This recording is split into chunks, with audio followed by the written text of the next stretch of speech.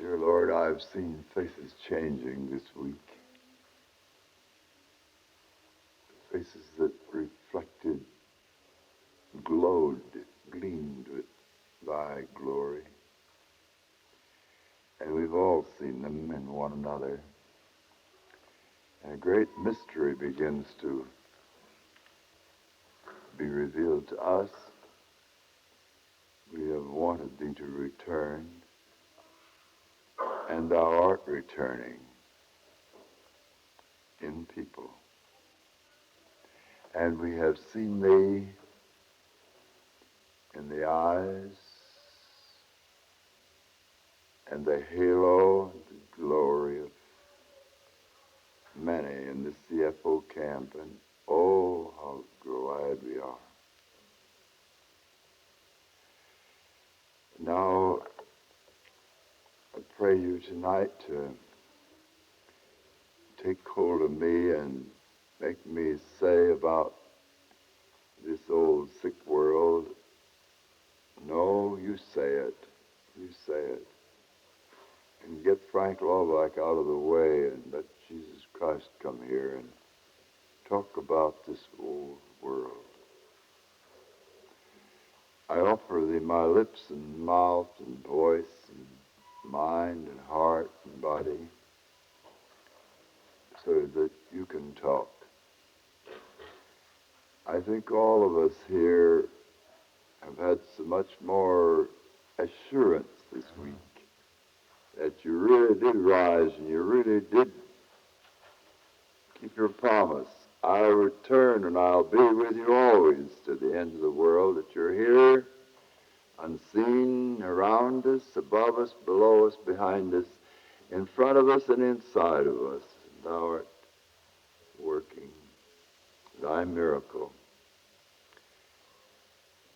Help us to be like thee and want to work that miracle all over this hungry, sick, frightened, terrible world. Now speak, we're listening. What wilt thou say to us tonight? Amen.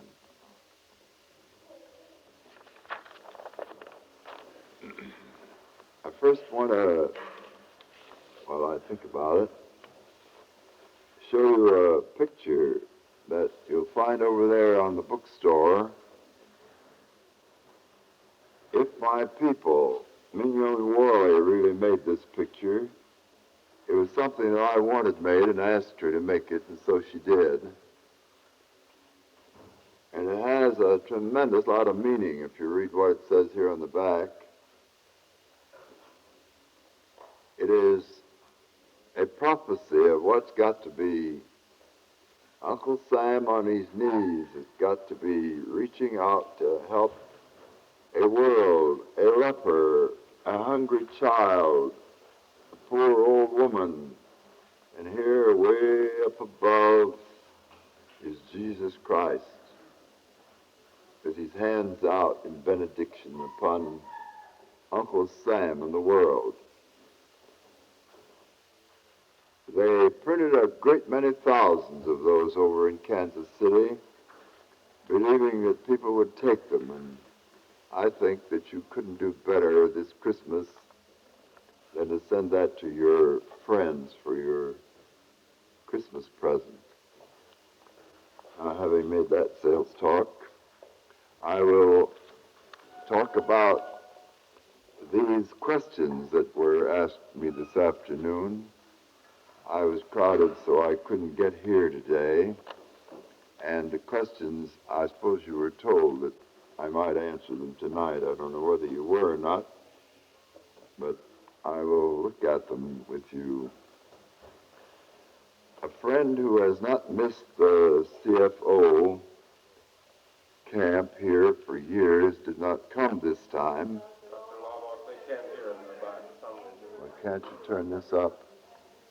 I'm talking as loud as I ever did. They're going to fix it, Frank. They're downstairs trying to fix it. There's something wrong with the amplifier. Oh. Are they still trying? What do you think I'll do? All right, I'll try to yell. Too bad. As soon as you hear too well, please let me know. Well, this first person, I noticed you didn't care whether you got this curiosity about this, what the person said here. He said, this friend has never missed CFO camp here for years, but didn't come this time because I made a speech in Minneapolis. And that speech led her to think that I'm inclined toward communism, and that I think everybody who says anything against communism is a witch hunter. And so she didn't come this year. Now, if you know who that is, please take back to her my answer. I don't believe anybody in the United States is trying harder to defeat communism than I am. I wonder if the person who wrote this note or who didn't come this year is trying as hard as I am. I'm going to quote now from one of the most bitter fighters against communism in the United States. Nobody thinks Walter Judd is a communist. Everybody knows he's fighting tooth and nail. This is what he says. The far right wing, the Robert Welch and the John Birch Society are just as unhealthy as they can be. People abhor their tactics and forget about the communists. John Birch activity is giving the communists exactly the break they want in America. That's the reason I'm against that movement. They are helping the communists more than anybody I know by making people feel that the opposite is extreme. And what Mr. Khrushchev prays for, if he prays, is that we will be a divided nation, everybody divided against everybody else on some issue. Divided we fall, and I'm against being divided. My next reason for opposing that so-called far right, that particular kind of far right, that witch hunts, looking out of his eye to see how communist President Eisenhower was, or John Kennedy is, that kind of thing. I'm against that in the second place because it gets our eyes exactly where Khrushchev wants them to be. He wants us to keep our eyes on America. Perhaps keep our eyes up in the sky. I think he keeps putting those things up there, so we look there. He wants our eyes to look away from where the danger is. The danger is not in America. The John Birch Society is stronger than communism in America. The danger's over there under those black stripes. Now, I want to get America looking where the danger is.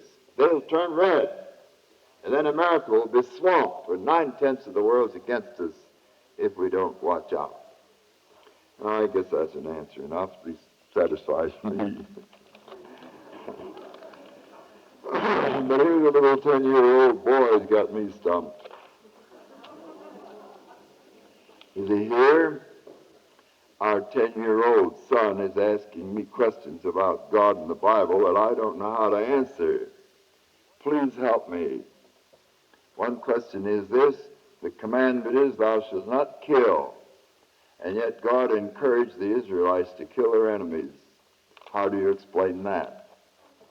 I wish the ministers would get together and think of a good answer. As for me, I'll give you my answer. Jesus Christ is my standard for everything. If he would have told people, or will tell people today, like Hitler, kill the Jews, then I will. But he wouldn't. I know what he said, what he did. I passed it around the other day. Take Jesus Christ as your guide, and anything that contradicts that isn't God. I'm just giving you my opinion. Now, here's another one. How do you deal with mental patients in or out of hospitals who think they have committed the unpardonable sin or blasphemed against the Holy Spirit? The poor dears, I like to talk to such a person if I could get him to listen at all. What Jesus came down here for was not to condemn us. He said so. He came to die for us, so we could be forgiven. That's the meaning. That's good news. The other would be terrible news. And so these poor dears just don't know their Bible. All you need to do is to tell them what Jesus Christ said, what Jesus Christ did. There isn't anybody here who deserves heaven.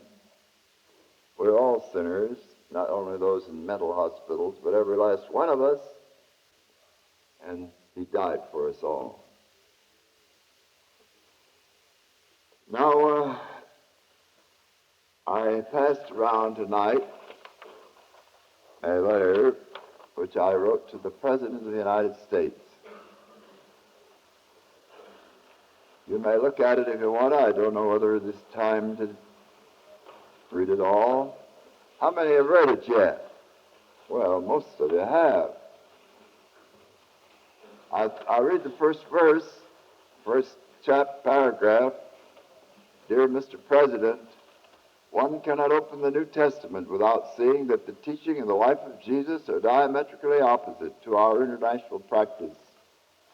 The words in our money, in God we trust, and our attendance at churches which profess to follow Christ make this contradiction all the more glaring. What I go on to talk about is that right now, 2 countries in the world are piling up lethal weapons, which, if we ever shoot them, will annihilate both countries and perhaps annihilate the entire human race. Up to the year 1942, up to the Second World War, the practice of nations and the ethics of governments was this: shoot the soldiers that are fighting you, but save the civilians. But in the Second World War, the Pentagon had a meeting of the generals, and they said we can stop that war in Japan 1 year if we go back there and gut out Tokyo and other cities with incendiary bombs and with atom bombs. But if we don't, it'll take 5 years to defeat Japan. Now, it's true that that's a complete reversal of international ethics. Shall we do it? We decided to do it. And since then, the practice of nations is not to fight the soldiers anymore, but to get behind the soldiers and have a slaughter of innocents. We are so mad at Herod for going to Bethlehem and killing perhaps a dozen little children. Now we do it. So does Russia do it. That is, if we have a war. Well, you can read the rest of this if you want to. And then about the middle of the page, I said to the President, you probably know this until it torments you, what can you do to extricate our nation and our world from this hideous, monstrous sin? I tell you, the greatest sin in the history of the human race is right now, and the 2 nations committing it are communist Russia and the United States of America. We're committing that sin. And then we're liable to have a war by accident. Both of us are so nearly balanced, although we're 2 or 3 times as strong as they are now in almost everything, that we won't shoot probably. We say we won't, although there's a lot of talk in Washington of a preventive war. Knock them out so they can't hit us.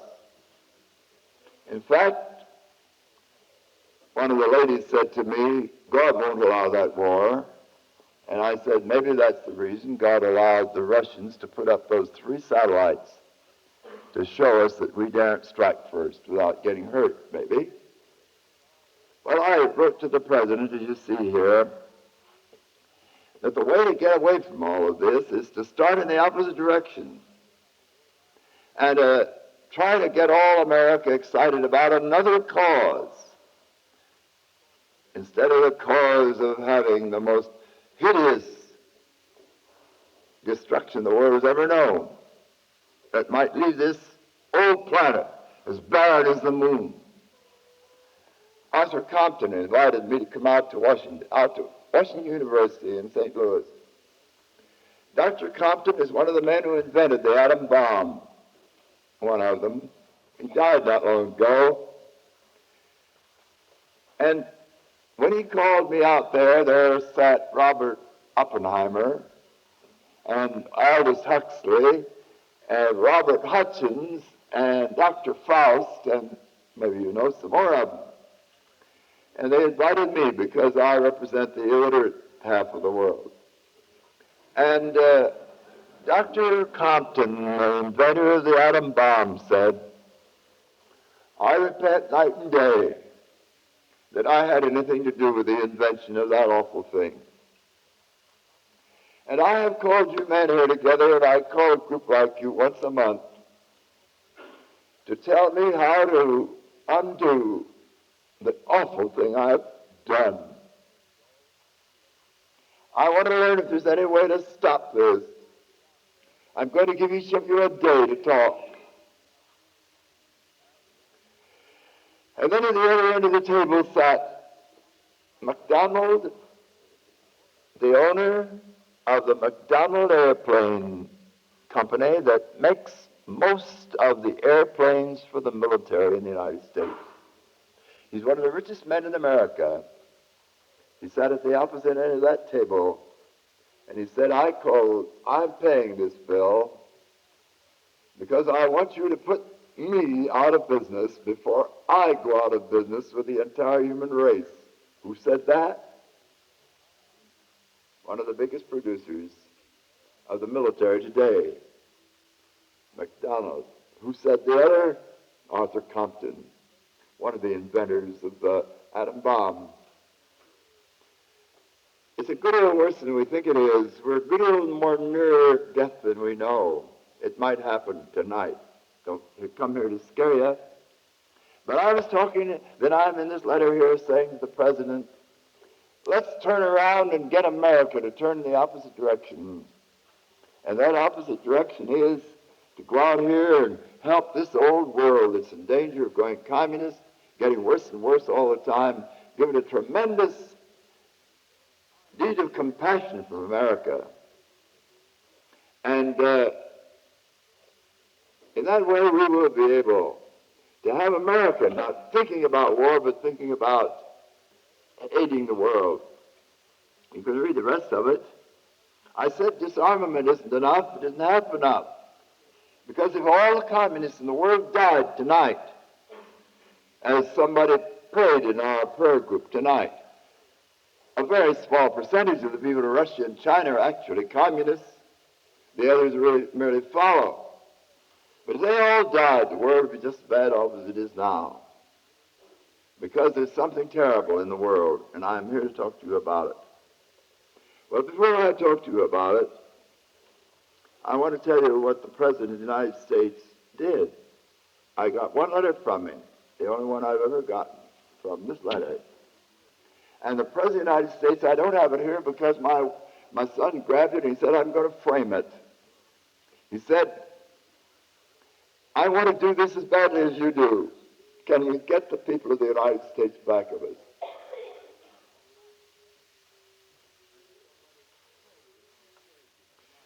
Well, I printed this down at the CFO camp down in Florida, and again in the CFO camp in Southern California, and again in the CFO camp in Pennsylvania. And people there took the letter just as you have it now. And I said to them, write to the President of the United States and tell him that you are delighted that he's so eager to get us out of this mess, and that you will back him up in every good thing he undertakes. What? Because the most profitable business in America today is military production. They get 30% profit, and they spend $50 billion of our money on weapons. And unlike McDonald's, a large number of them are robbing night and day to keep us scared so that we will spend more and more and more, for our prosperity seems to depend on it in America.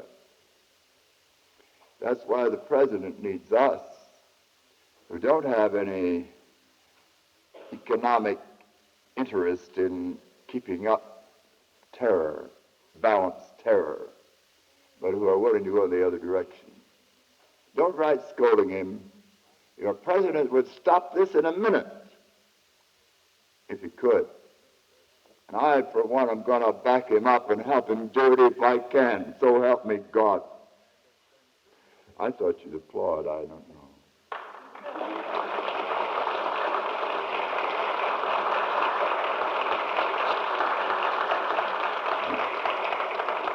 Now, I didn't vote for John Kennedy. There's no reason to tell you why. Well, one reason was because he was a Catholic.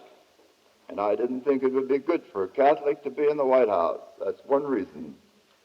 But I must say, my friends, that with a few exceptions, that John Kennedy has been trying to push over in this direction. He made a mistake when he invaded or backed up or encouraged the invasion of Cuba, and a few other mistakes, but I'll forgive him for them because he's a smart young man and he knows that everything in this letter is 100% gospel truth. Now, how many children are here tonight? I don't know how many there are. I wasn't sure whether I wanted to do the next thing that's on the program or not. If they were here, I was going to tell you about my cannibal friends on this front picture. If they aren't, I might tell you that tomorrow morning. Would you have them here tomorrow morning, or shall I do it now? Do it now. Okay. Now, everybody here has this picture in your hand. And I want to relieve this tension a little bit now by telling you about these two gentlemen here with me. One of them, as you see, has a checkered hat. It looks black to you, but it isn't black. That hat was red and white. That man, during the World War, was captured from the top of New Guinea. The island of New Guinea is the biggest island in the world, excepting this one here, if I can find it. The only spot north of the equator that's made all white is Greenland. They call it Greenland because it's all white. It's a big glacier. There's nobody there but 400 people until we sent some American soldiers up there to guard it. And so it doesn't count. Now, New Guinea is the one that we call Greenland, for it's all green. Around the edge of New Guinea is a vast swamp. That's where Nelson Rockefeller's son perished. He may have been eaten. I hope he wasn't. Then back of the swamp is a tremendous jungle. Goes on up and up and up and up until you come to a plateau. There is not a single road from the coast to the interior. There are some very dangerous trails, but no white man ever takes them. We fly up. Up in the interior of New Guinea, right here north of Australia is New Guinea, this black part right here. There's Australia, New Zealand, New Guinea.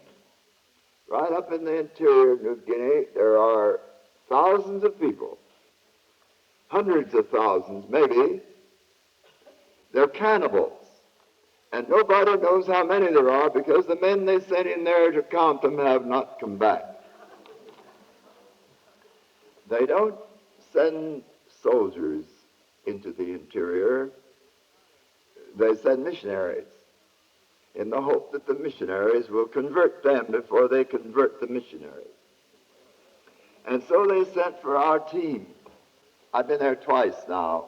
I was there 12 years ago when I met this gentleman here, these gentlemen, and I was there 2 years ago again. Now, the government of Australia wanted us to come and make lessons and teach them to read, make them educated. So we made lessons down on the coast with this fellow with a checkered hat. He had been captured by one of our airmen. One of them landed up on that plateau. I suppose he was trying to get away from the Japanese, and he got up there, and he got away from the cannibals by taking one of them along with him. He brought him down to the coast. That fellow learned pidgin English. And I'm tempted to digress and tell you what pidgin English is like. I guess I will. It's a funny kind of a combination. For example, the word for God, if you go to church and hear the preacher preach, instead of saying God, he will always say, number one fella, belong top side. Understand that? You don't seem to understand that, so I won't give you any more pidgin English. This fellow didn't know how to write his own language, and nobody else did till I got there. So we listened. I know how to do this. I sat down with a typewriter and told him to talk. When he talked very fast, I said, stop. And then he would talk slower. Not pidgin English, his language, which is only spoken up to that time. And after a day, we knew for sure the sounds that he had in his language. We adopted an alphabet. Then we began to make lessons like you saw yesterday afternoon. In every language, you make lessons just like that English or like those English. And only they weren't very long because he only had about 16 letters in his language, 16 sounds. And then the government, then we mimeographed them like that. We made 700 copies. And then the government sent us up with a big airplane, 40 of us. We couldn't go to that tribe, but we went up halfway in the big plane, and then we got off, and then the little plane, we shuttled over to the place where the people lived, the Metlapa tribe. And when we landed, there were 15,000 of them. They rushed in at us, not to eat us. I told you the other day they don't eat you unless they admire you. They didn't see anything in me they wanted, so here I am. And but to learn to read. And so every one of us 40 jumped out of that plane, and within an hour we had one smart-looking cannibal, and we had him sitting with us under a tree or somewhere, while the other cannibals looked over our shoulders, and we hoped they weren't hungry. And we taught a week that way. We teach a lesson a day. And by the end of a week, those 40 could all read everything ever printed in that language. 10 pages. And so we decided that it was time for them to have a graduation ceremony. They had graduated from the only college there was up there, 10 pages. And they came forward that day, 20,000 people looking on, wearing the finest garb they'd ever worn. It was made of grass right around here. And we gave them a diploma. And we said to them, now we want you to go and teach all the rest of them. Here's 700 copies. They couldn't count that high, but they started off. And we said, now we'll write more for you. And then that tribe that day didn't do much learning. They had a fiesta. They went wild with a big party. The women jumped up and down in big circles, put their arms around each other. Not rock and roll, not what do you call this other thing? But jump up and down. Hasn't arrived here yet. And the men, the big chiefs, marched. At the head of them was my friend here. Oh, I forgot to tell you. They brought him down to the coast, and here it was in Lae, in the northern part of New Guinea on the coast. He was learning the first chart ever made in their language. And he was at the head of these big chiefs, 600 of the chiefs. They were the best dressed men I've ever seen in my life from here up.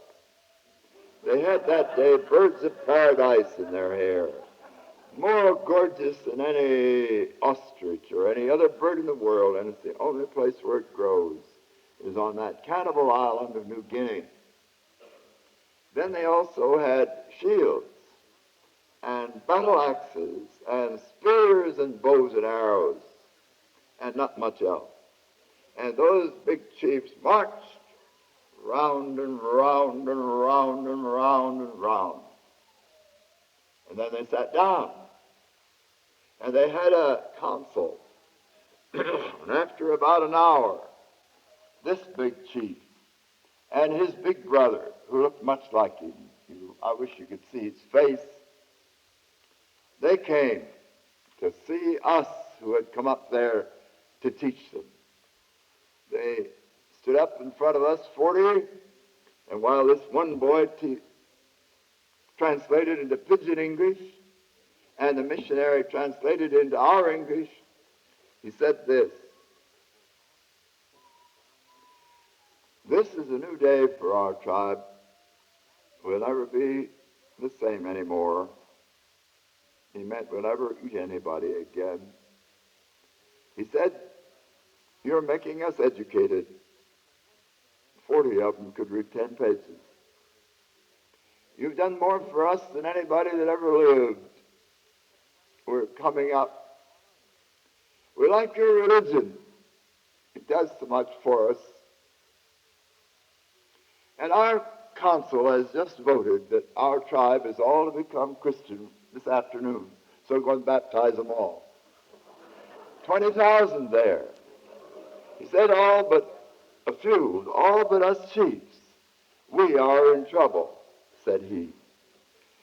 Because the missionary told us that your religion doesn't allow a man to have but one wife, only one. And all of us chiefs have a great many wives, and we can't think for the life of us of any Christian way to get rid of them suddenly. But he said, we're going to marry them off to other men, and then when we've only got one wife left, and I'll bet you she'd be the best looking one, he said, we're going to be baptized too. We like your religion. It does so much for us. I'm glad to tell you that that tribe is getting educated now. They haven't eaten anybody since we left there, and they're getting baptized just as fast as the church can get them ready. I was back there last year. Oh, the change is taking place on top of that New Guinea. But my friends, that's only a sample of this whole world. Oh, I don't mean the rest of the world's cannibal. That's the worst spot on earth. There's nothing like it in Africa.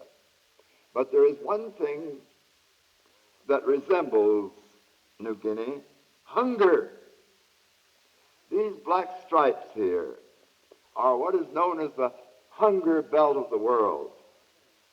The illiterate people in the world, almost everywhere, are hungry people. They're have-nots. Name it or they have it not. They don't have enough food to eat. They don't own any land. They're tenants. The shame of America is sharecroppers. And that's only, thank God, about 1 million. But there are 1,500,000,000 of these people under those black stripes, hungry. The educated people there, 10% of the people are educated. They own the land because they are educated and they can write out deeds. They make the laws.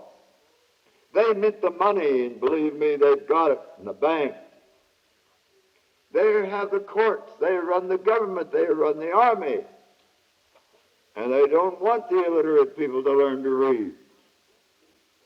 At least they haven't until lately. They aren't Christians. I haven't told you why this strange division exists on this planet, but I will in a minute. I just want to tell you this. I live there among those people. I have worked in nearly every country under the black stripes. I have, wherever there are illiterates, I worked in that country, helping missionaries. Or if the others were willing, helping them to make lessons like you saw yesterday, to teach those people to read. 103 countries, 311 languages. In Latin America, in Africa, all over Asia, and these islands of the Pacific. And everywhere we go, my wife and I and our team always see just one thing. The educated people are rich as you are. The richest people in the world are not in America. The king of Arabia and the king of Kuwait next door. One gets $400 million a year, and the other gets $250 million a year from oil. They're rich, 10%. 90% not only poor, but in debt all their lives. Go to my little children. Look at them with me. Let's walk into a house made of mud with a grass roof. Many of them, you have to get down like this to get in. Any chairs, any beds, any tables? No. Mud floor or cow dung. Cow dung you can get for nothing. Very soft, much softer than mud. And very dangerous. Because it's filled with tetanus. That's the way my students are. The people I've been trying to teach all over the world. And they're hungry because they're ignorant. Now this is getting worse, not better. When I used to go out to India in 1935, I started going to India. Every year I went there. I've been in India 5 years altogether. And I heard Gandhi say, and Nehru, that India was hungrier than she had been in 1900. And I thought, oh, they're just trying to blame the British for something. It isn't true. It's a lie. But it wasn't a lie. And you'll be surprised when I tell you why they're hungrier. Not only in India, but all over that part of the world. The illiterate people are getting hungrier for this reason. Because we started a wonderful medical program to stop epidemics and stop diseases around the world. Who? I said, we, the missionaries. Every fifth doctor, missionary is a doctor and a nurse. Who else? The Rockefeller Foundation. Who else? Well, the World Health now. And there has never been anything so successful, and there's never been anything that brought such a dumbfounding result. We have stopped in their tracks, almost entirely, the things that you have heard of if you're old enough: smallpox, cholera, bubonic plague, pneumonic plague, typhus, yellow fever, malaria. It's going down, out of sight. And typhoid fever, diphtheria, scarlet fever, things you're familiar with, pneumonia. We're learning how to conquer those things. And then we stopped to death of little babies. A little while ago, I told you that the favorite floor that I like better than mud is cow dung, because they can get it for nothing. Dry it in the sun. Doesn't smell very good, but we know how to get a very pungent kind of perfume that smells stronger than the cow dung. Have you ever been in Asia and smelled it? You can smell it a block away. But there's another trouble, as I told you, with that cow dung. When a mother has a baby, she doesn't have a bed. She has cow dung. And when the baby's born, the midwife picks up a knife that's lying on that cow dung and cuts the umbilical cord, and in 2 days that baby's dead of tetanus. The mother doesn't die, the placenta leaves the mother. The baby dies. And they didn't used to know why it was. But our doctors and nurses went out there and told them it's the easiest thing we ever did in our lives to stop the death of little babies. And then the rest of it, another fourth of the babies used to die of similar, the ignorance of midwives and the mothers. We stopped that. And now this is what the result is. People live to be twice as long on average they did over there. They used to live 18 years, now they live 36 years.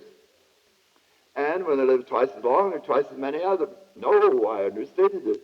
When do women have babies? How many do they have before they're 18? How many do they have between 18 and 36, assuming they have one a year? Now, the result of that is that the population of the world is going up and up and up for the first time in the history of mankind. We used to have population explosions of locusts, rats, rabbits in Australia, these different diseases that the farmers are always combating, Japanese beetles. We used to have population explosion of those things, but for the first time in the history of the world, we're having a population explosion of the human race. Never happened before. Because we were so successful with medicine. The result is the population of the world used to take thousands of years to rise even a little. By 1900, after maybe millions of years, there were only 1,200 million people. But now there are 3,000 million, and in 40 years from now there will be 6,000 million. The curve was like this, and it's suddenly going like that. And the food supply is not keeping up. We did a notable thing for hunger, for disease, but we did just next to nothing for hunger. There were some people who didn't want to have competition of agriculture abroad. Do you know why John Foster Dulles stopped building the Aswan Dam? I'll tell you. It's an open secret now. The senators from the cotton-growing states of the South in California went to Eisenhower and Dulles and said, don't build that dam because we don't want the competition of the long stable cotton of Egypt. And they canceled it after we had promised to do it because our farmers wouldn't allow it. That's one reason why we haven't done anything for agriculture or industry abroad, because we didn't want to beget competition for our own. And then I think another reason is because we don't get hungry, excepting little boys. The other day I was in a meeting with half of them boys, and I said, how many of you are hungry? And every little boy there raised his hand. They're always hungry. But the rest of us are not worried about food. What we're worried about is, what is the best book to tell you how to keep that girlish figure? Where do you buy a Metricol? We aren't worried about food, so we don't know what hunger is. If we ever were a little boy, we forgot all about it. And so we don't sympathize like we do about disease. That's another reason. But whatever the reason is, I've given you the very great basic fact. Now, what we're doing tonight is probing deeper than people usually do. They know there's a menace here. It's a red menace called communism. And they think, therefore, all you have to do is say bad words about communism and swear about it hard enough, scare everybody in America about it, and then there won't be any, which is the silliest thing in the world. Communism had a cause. The cause was hunger. It was getting worse. It got worse and worse in Russia. Haven't you ever read the history of Russia? By not a communist, a non-communist, before the Russian Revolution? Have Haven't you ever read about how the hungry hordes went up to the Tsar's palace and begged for food and raiment, and how his soldiers shot down 40,000? Haven't you ever read that? 4,000 of them lay dead there when the rest escaped.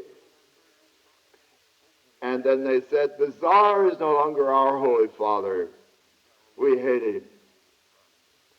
Then, haven't you ever read about the hunger in China?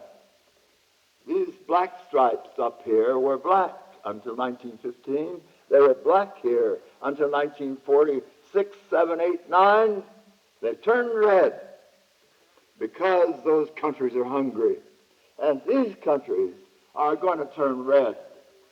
Cuba went communist because 95% of the land was owned by 1% of the people who were rich. A lot of them lived here in America. And the rest were wretchedly poor.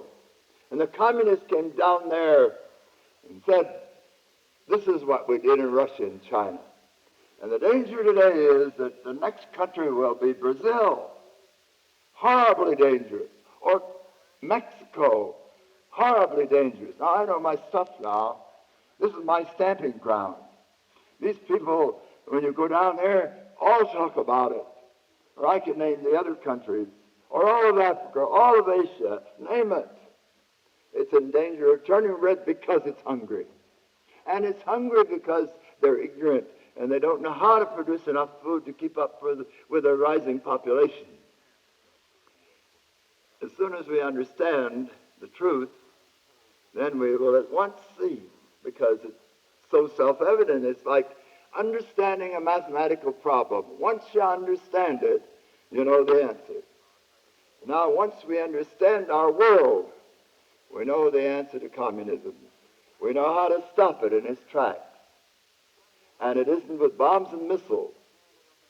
They won't do any good. The other day, if you read the United States news, you read that we have from 2 to 4 times as much military power piled up now as the Russians do. They daren't shoot, and yet they'll capture the rest of the world. Khrushchev says they will, without shooting a gun. They'll capture it by promising to help those people out of their hunger. They will unless we do something about it. Now, I didn't come here tonight. I'm not talking tonight as one just scaring you about communism. I'm talking to you tonight as a Christian who says we have allowed a terrible wrong. We didn't know we had anything to do with it. The tendency in America was to feel, well, that's too bad over there, but it isn't our fault. Well, the rising hunger is not our fault, but you can call it our virtue. It's our compassion for sickness that stopped the epidemics and caused the average life expectancy to be doubled. We did have everything to do with it. Not nothing, but everything. More than 10 other countries put together. America is responsible for the increasing hunger of the world, not because we're bad, but because we were good in a lopsided way. We were good when it came to health. We were not good when it came to building up competition for ourselves abroad. So now we're in this dilemma. I've given you enough, perhaps, of the truth. Let's go back over it. Communists because they're hungry. Hungry because they're ignorant. Ignorance rising, hunger rising because we have stopped epidemics that used to keep birth and death level. And there's an imbalance in the world. Well, I know that everybody here, so I might as well say it out loud, everybody here has thought to yourself, what we really need is birth control, family planning. You're right. Nobody could agree with you better, but you can't have it with illiterate people. I'll show you that now. Because Admiral Perry went over to Japan in the 1880s, And he was so popular there, Japan loved America.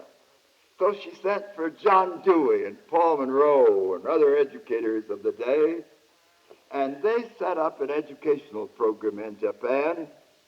And Japan was a feudal system with what they call shoguns who could tell the people what they had to do.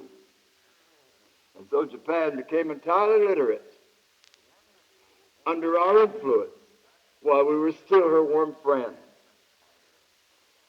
Now, Japan is overcrowded. One of the reasons she started this last war was to explode her population.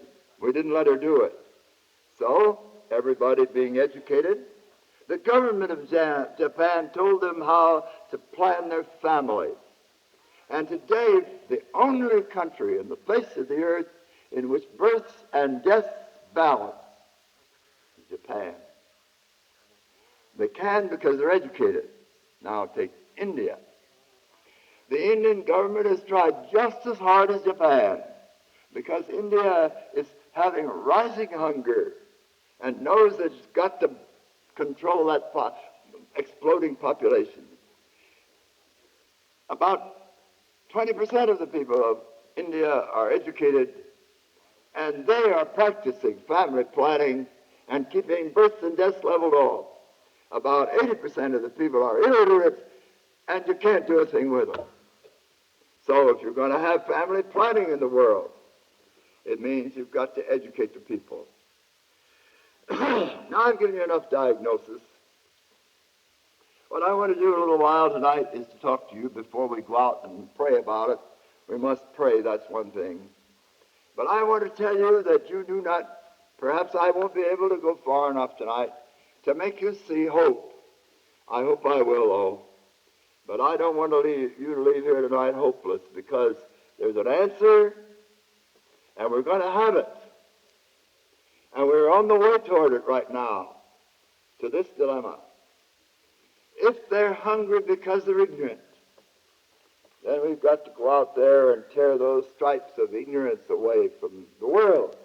And we've got to start like we do with little children. We've got to begin with, every education begins with 3 R's, reading, writing, arithmetic. We've got to start there.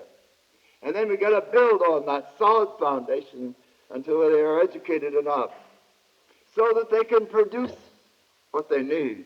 Why don't we starve here? Because our farmers are scientific, highly educated farmers. Every farmer today sends his boy to college, and he gets an agricultural knowledge that is really wonderful. He can use machinery. He can have mass production. He can produce more than we can eat. We produce too much here for our food because we know how. They don't produce enough because they're totally ignorant and use a little wooden plow and wretched seeds and no fertilizer. They don't know, poor things. I think one of the most dastardly things I know is for anybody to say it's their own fault. Why don't they do what we did? Oh, dear, I was going to tell you why they don't, but I can't, I guess, tonight. Maybe I will tomorrow morning. I think tomorrow morning I'll start by telling you why it is that these stripes here, a little boy, 2 little boys, saw no stripes over this part. Here in the United States and Canada, Western Europe, they said, we've got to have stripes over there too. And I said, the only stripe they would do would be a gold stripe, because we're so prosperous. So they went out and got these little narrow gold stripes, and after they had them, I just couldn't say no. And I found out that it's a good thing to leave them there. That's how they happened to be here. That was in the CFO in Florida. They've been there ever since. These represent prosperity and progress, education. So does this in Western Europe. Why is it that this area of the world goes ahead with prosperity, progress, and education? Why is it that all these black stripes here, non-Christians, do not educate the masses? I'll tell you that tomorrow morning. Or, if you want to cheat a little, you've got this picture of the cannibal And on the inside, the whole story is written out there for you. And by tomorrow morning, you can know all about it. Then I'll only be repeating what you've read. But I can't tell you that now. If I did, I'd leave you in despair tonight. I don't want to do that. I want to say that we can tear off all those black stripes. We can turn them yellow, turn them gold. And we've got to begin with education. The government of the United States knows that. We have moved down to Washington, our office has, this Laubach Literacy Fund, at the invitation of the Vice President of the United States, Lyndon Johnson, of the Assistant Secretary of State of the United States under Eisenhower, and other officials who said, come down here and help with literacy. We begin to see that education is the key to the world. And just to show you that they meant business, I wrote down the news that just came. I got this letter written August the 14th from our Secretary of Education down there, Dick Courtwright. He says, listen, our fund has been asked by the Department of Agriculture to present a plan for training agricultural specialists in literacy so they can go out and help make the people literate. We have been asked by the Pentagon, says he, to suggest a pilot project to train foreign military specialists in literacy so they can go and train all the soldiers of the United States around the world, each one to teach one, English or some other language.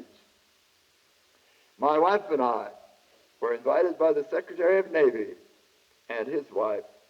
Mrs. Korth is a fine CFO, has a fine influence on her husband, Mr. Korth. And when we got on that yacht to go down the Potomac River, to our amazement, there were 12 admirals, including Admiral Rickover. And Mrs. Korth and I buttonholed them one at a time and said, what do you think about this? Wouldn't it be fine if the soldiers, 2 million of them around the world, knew how to teach English to those people? Because our soldiers know English, and they're crazy to learn it. And we haven't found anybody objecting to it yet. And here's the news today that the Pentagon has asked us to prepare the material so they can start educating.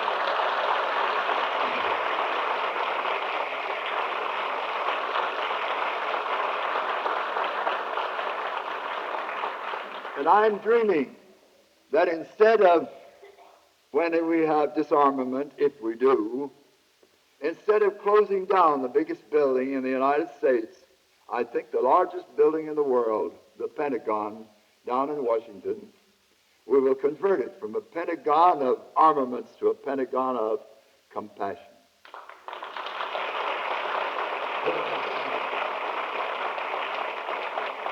And believe me, I've talked to Mr. and Mrs. Korth about that, and I think it's a mighty good idea. In fact, disarmament might come quicker than you suppose. It might be that the Russians would suddenly announce, we give up the race. We can't compete with you in armament. Then what would you do?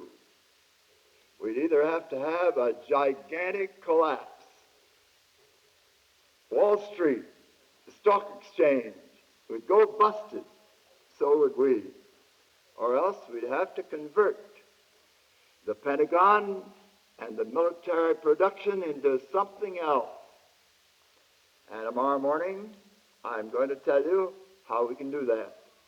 I have the book here in my hands, written by this great industrial engineer, Seymour Melman of Columbia University, who has worked out, along with other industrial engineers, exactly how we could convert our bombs into plowshares, our Pentagon into a Pentagon of Christian compassion, and pour out our men and our money and our industries in a tremendous attempt to tear all the black stripes of hunger, of despair, of ignorance off the face of this earth.